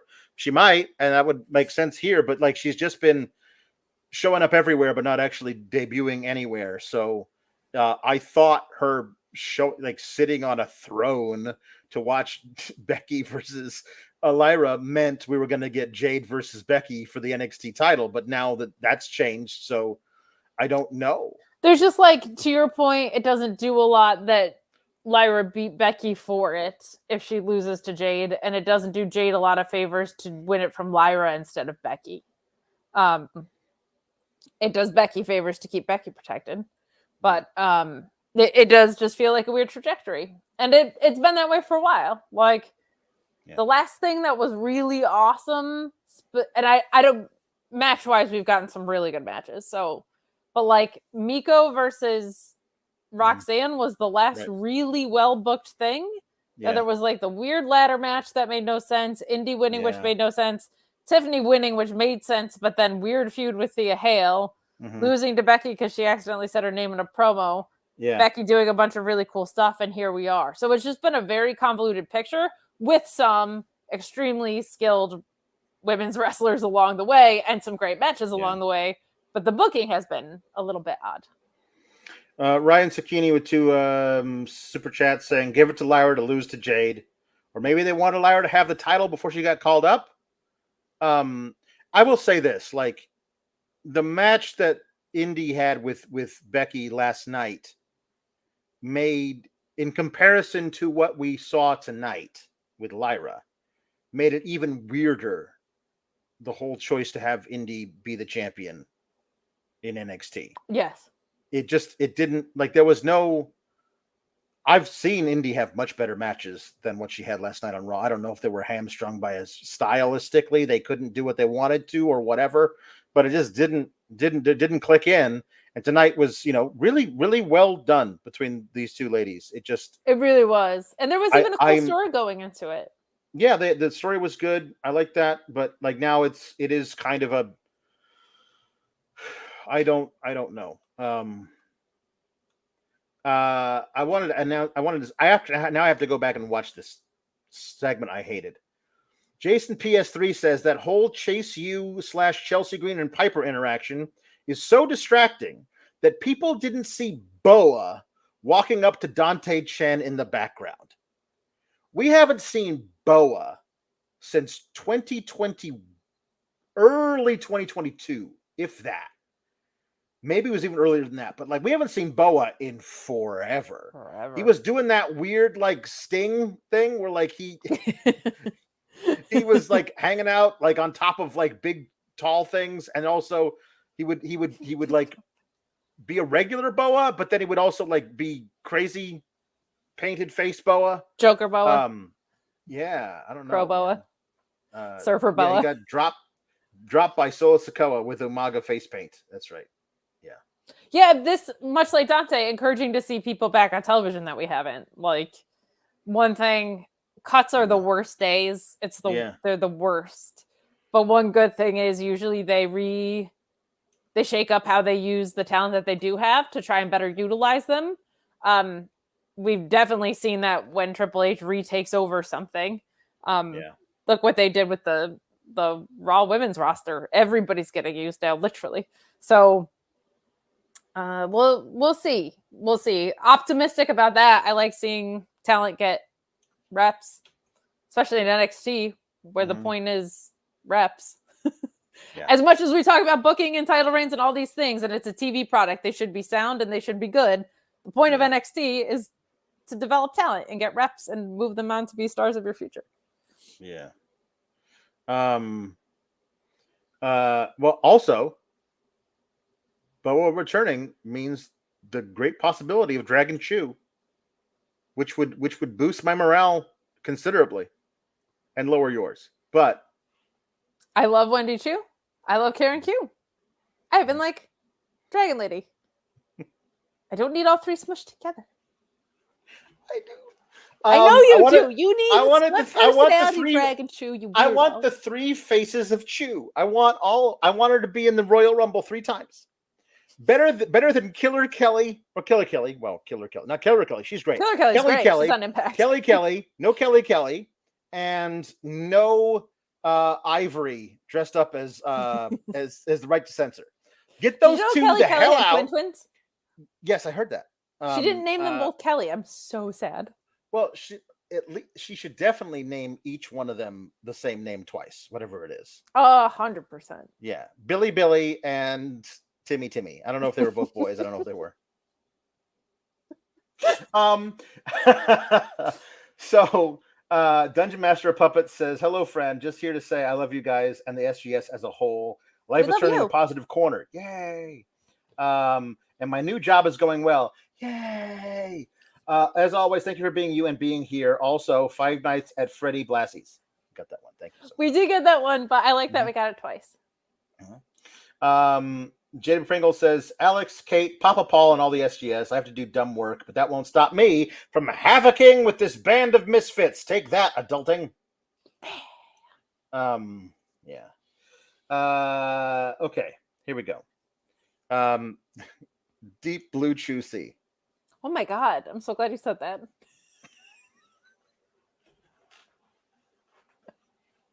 I completely forgot about our ad read tonight. I played Halloween Havoc. I blame all the spookiness in the world, Alex. I got to think of a segue right now because I missed them all. If you spun the wheel, but you are not able to make your deal. All right, if you are like, I can't get my gold miner's glove on because there's not a hand to be found, okay? Bluechew is for you. Is your sex life stuck in developmental? Well, get ready for a call up with Bluechew.com and the code Fightful. Same active ingredients as Viagra and Cialis, but how about this? No awkward in-person visits, no trips to the pharmacy. It's shipped straight to your door in a discreet package. But let me tell you, Your package is not going to be discreet when you use Bluechew, and the code Fightful helps to give you that confidence, that performance to take you straight to the main event, if you know what I'm saying. When approved online by one of our physicians, it just arrives straight to your door. You're not going to have people nosing around with what you're doing. And right now, you get your first shipment free when you use the code Fightful. Go straight to the top, if you know what I mean. Memorable performance, high spot, whatever other innuendos you can think of. Bluechew.com and the code Fightful. That was smooth. I want to call attention to how smooth that was on your part. But thank you. Thank you. We have a lot of puns to read. Robert Lyle says Thea Hailraiser. Oh, that's really good. Also, Robert Lyle says seen it. I've seen Hellraiser, like a big girl, or at least parts of it. That is so far beyond Chopping Mall. Like, wow. And it wasn't. I didn't enjoy it, and it wasn't voluntary, and I had nightmares. But I saw it. There you go. Yeah. Robert Lyle says Prom Night 2. Hello, Mary Lou Albano. Okay, I get Lou Albano, but I don't know what that movie is. Prom Night 2. Hello, Mary Lou. I didn't know the Hello Mary Lou part. Yeah. I know about Prom Night. Wrestling with Movies says Beetlejuice Robinson, all about the boo. I like it. You know it's all about the boo. The Amish electrician says, drag me to Ding Dong Hello. That's good. I miss Ding Dong Hello. Justin Holcomb says next week Alex should go blind and dress as a jack-o'-lantern with no eyes and call it See No Evil. Man, going blind would be preferable to watching. No, that's for the Saudi Arabia shows. More. JW Pringle says the ghost Kali. The ghost Kali. Robert Lyle says low-hanging fruit, but pin head. That's very good. I like ones like that. Me too. Well, here's a good one. Ian Riccaboni says the Frankensteiner brothers. That's really good. Greg Carter says Night of the Living Kiss Demon. Della Common says it's probably been done, but Danhausen of 1,000 Corpses. It has not been done. It has not been done, and it's quite good. That's very good. Robert Lyle says Village of the Damn.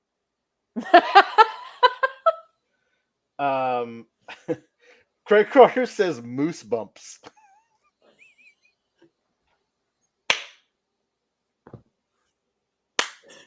Goose.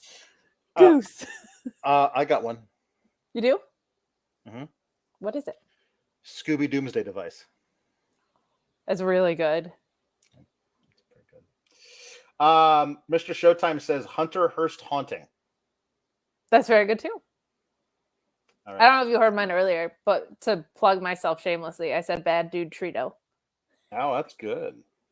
He's the best. He had fun. It's really Brian does one of his Humper Chats with like 12 of them in there. So here we go. Yes, let's go.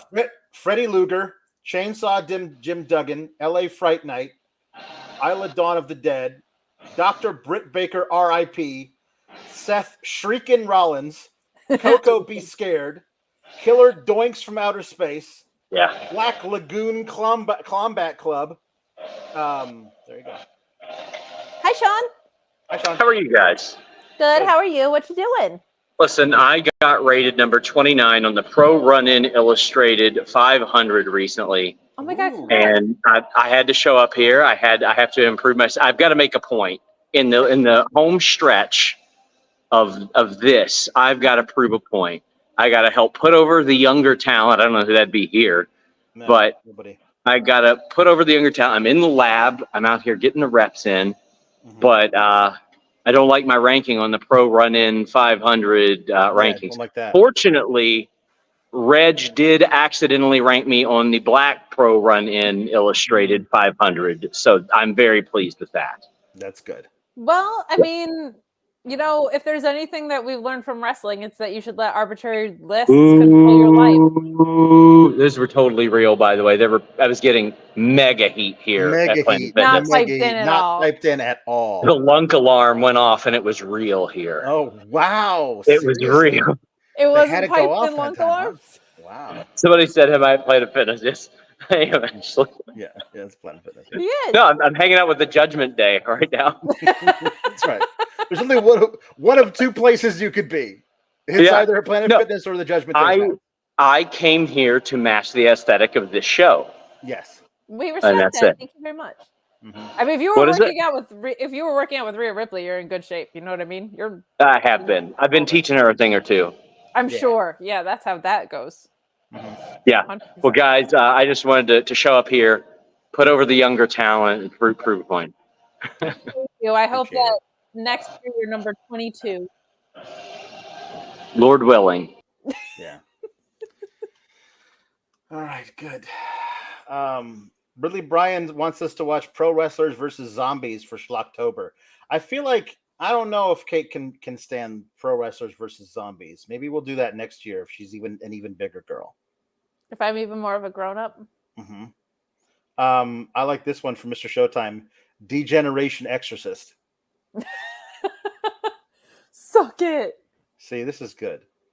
Chris Brewer even makes it better. Instead of Hunter Hearst haunting, it's Haunter Hearst Helmsley. That's some really good stuff there. I like that a lot. All right, we got some jukeboxers. We got some actually quite a lot of jukeboxers. They're really popular. Oh my goodness, we're a thing with movies. Wouldn't the counter be that they got the NXT title off Becky so that Jade can beat her and not have Jade in NXT? Since it's likely she's going to Raw. If Jade beats Becky decisively, then she could be off TV till Rumble or Chamber, then start the Rhea build. Perhaps, but I thought everyone told me that Jade needed some time at the PC because she sucks so much. So if that's the case, everybody usually makes that argument. That it would be good. Everybody is always right about things. Right. So right.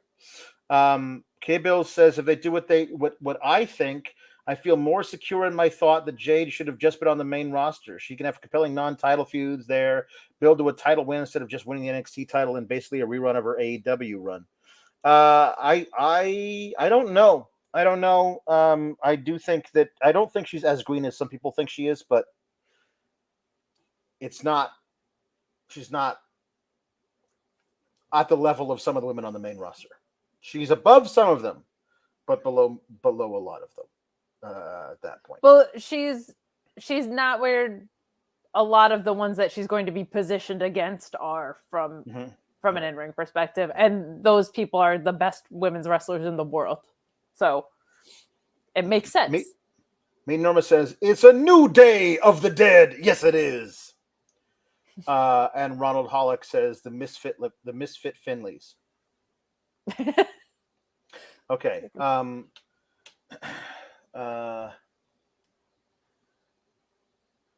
Oh, well, you know what? I wasn't watching during that year, but I'll have to make something up. Cardwiz says to celebrate the Rangers winning their first ALCS since 2011, I'd love to hear Paw Pawlowski recap the best and totally most important wrestling story from that year, CM Punk and the New Nexus.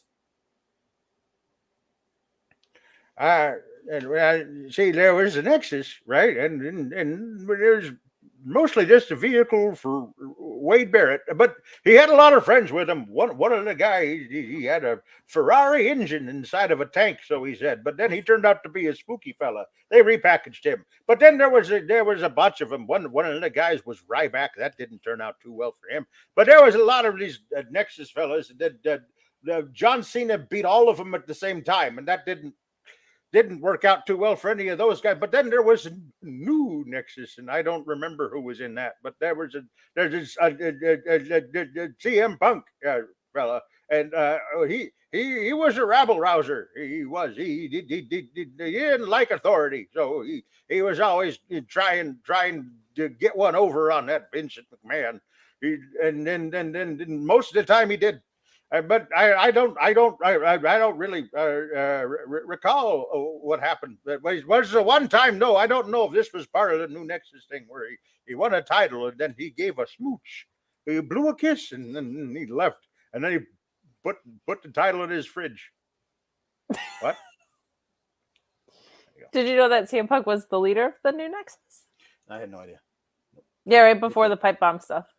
No clue. Done. There you go. The pipe bomb like brought me back into watching wrestling. I'd given up on it. WWE for a while. Me too, buddy. Didn't have time. Will Chisholm says, I'm going to let you all know I started throwing up when Double J beat Eddie Kingston. I was so angry, I almost threw up. An otherwise almost perfect collision. Just the worst thing.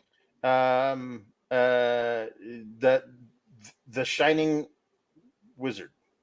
That's really, really good. Mm-hmm. Also, I know this one's not a super chat, but it's too good not to.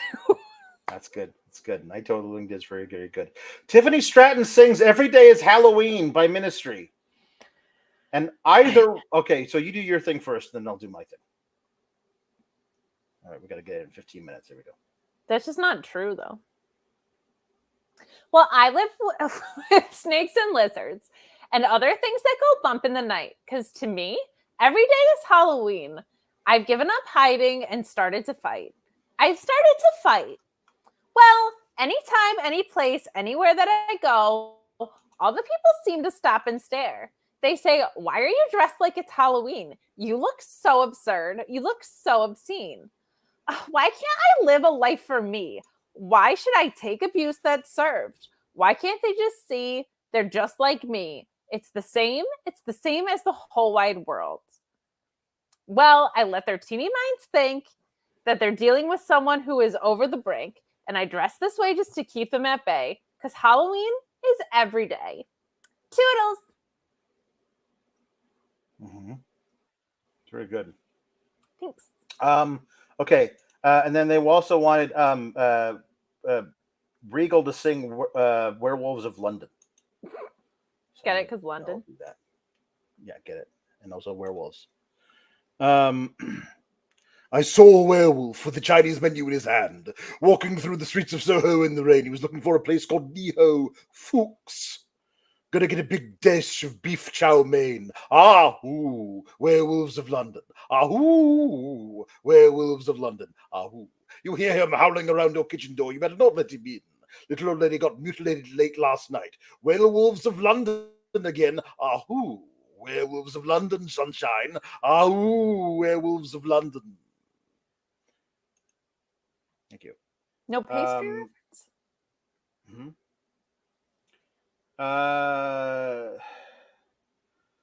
Okay, let's just say that one for later. Walter reads Oranges and Lemons, the old nursery rhyme. Okay, here we go. Oranges and lemons, say the bells of St. Clemens. You ought me have 5 farthings, say the bells of St. Martin's. When will you pay me, say the bells of Old Bailey. When will I grow rich with the bells of Shoreditch? When will that be, say the bells of Stepney? I do not know, says the great bell of Bow. Here comes the candle to light you to bed. Here comes the chopper to chop off your head. Get to the chopper. Chopping mall this Friday. Get the flick out here. Ellie, you did not miss Ricky. Ellie, Ricky's always at the end. Always at the end. We save Ricky for last. Island. Oh, that's so good. Mm-hmm. Okay. Ellie, you're not too late. Tiffany sings Total Eclipse of the Heart. I don't even need lyrics for this one, I don't think. No, of course, but I will do my best.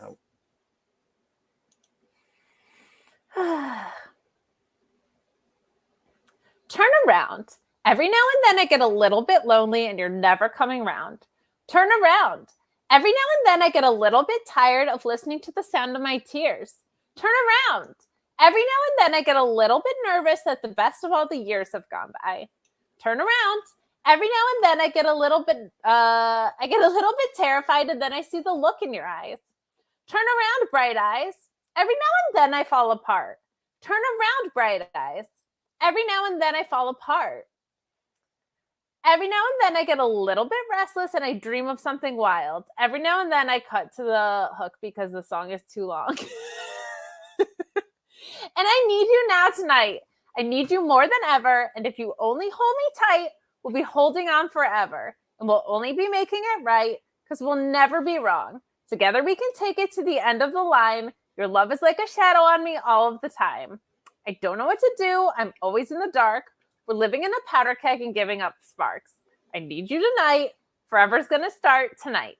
Toodles. That's good. Thank you so Ricardo, much. the spooky gremlin, wants Papa Pulowski to sing Monster Mash. I was working in the lab, you see. Oh, wait, late one night when my eyes beheld an eerie sight. My monster from his slab began to rise, and suddenly, to my surprise, he did the mash. He did the monster mash. The monster mash. It was a graveyard smash. He did the mash. He caught on in a flash. He did the mash, but he did the monster mash from my laboratory in the castle east to the master bedroom where the vampires feast. All the ghouls all came from their humble abodes to get a jolt from my electrodes. They did the mash. They did the monster mash. They did the monster mash, the graveyard smash, and caught on in a flash. They did the monster mash. The zombies were having fun, and the party had just begun. The guests included Wolfman, Dracula, and his son. The scene was rocking. All were digging the sounds. Igor on chains, backed by his baying hounds. The coffin bangers were about to arrive with their vocal group, the Crypt Kicker 5. I remember the Crypt Kicker 5 and a couple of good songs back in 1948. What? And if you need a jolt in your electrodes, Bluechew.com, code Fightful. It's good. Tiffany sings Lake of Fire by Nirvana.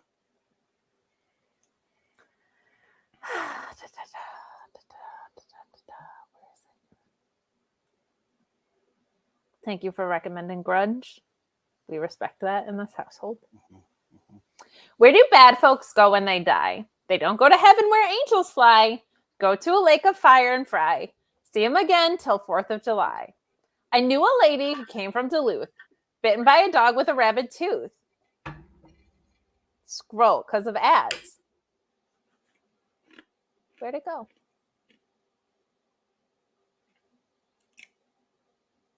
Sorry, the ads are so bad on this. Where's the stuff about the lady from Duluth? Let's just skip it. We got another. I knew a lady who came from Duluth, bitten by a dog with a rabid tooth. She went to her grave just a little too soon, flew away howling at the yellow moon. Where do bad folks go when they die? They don't go to heaven where angels fly. Go to a lake of fire and fry. See them again till the 4th of July. Toodles! There you go. We don't half-ass things. Okay, this is from Ian Riccaboni, so we got to do it right. Oh my gosh. Kate as Tiffany Stratton singing Swerve's theme while Alex dances like Prince Nana.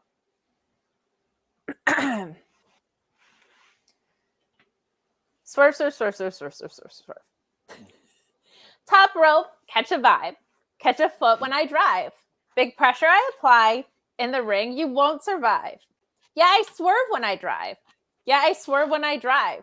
Yeah, I swerve when I drive. Defeating me, you lost your mind. Top rope, catch a vibe. Catch a foot when I drive. Big pressure I apply. In the ring, you won't survive. Yeah, I swerve when I drive. Yeah, I swerve when I drive. Yeah, I swerve when I drive. Defeating me, you lost your mind. Toodles. I prolonged the toodles because I wanted you to dance more. Thank you. Good. Okay, here we go.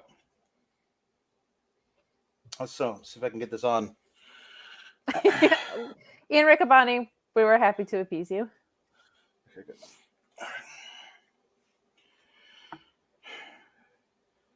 Jesse Ozog says the most horrific act is Jeff and Karen Jarrett. It's true. It's so true. Hello. Lieutenant Photo wants Ricky Rainbow singing Soundgarden's Rusty Cage. Also, Lieutenant Photo wishes that Jade had pump kicked Lyra out of nowhere to end the show this evening. So here we are, Rusty Cage by Soundgarden. Oh, you wired me. Awake, he hit me with a hand of broken nails. Yeah, you tied my lead and pulled my chain to watch my blood begin to boil. But I'm on a break my rusty cage and run. Yeah, I'm on a break, I'm gonna break my rusty cage and run. Too cold to start a fire. I'm burning diesel, burning dinosaur bones. Yeah, I'll take the river down to Stillwater and ride a pack of dogs. But I'm gonna break my rusty cage and run. Yeah, I'm gonna break my rusty cage and run. Hit like a Phillips head into my brain. It's gonna be too dark to sleep again. Cutting my teeth on bars and rusty change. And I'm gonna break my rusty cage and run. Thank you. Our friend Right, Alex this is- does a really fun run. This is the last one. Oh, do you want to see how Ricky Rainbow runs? Of course I do.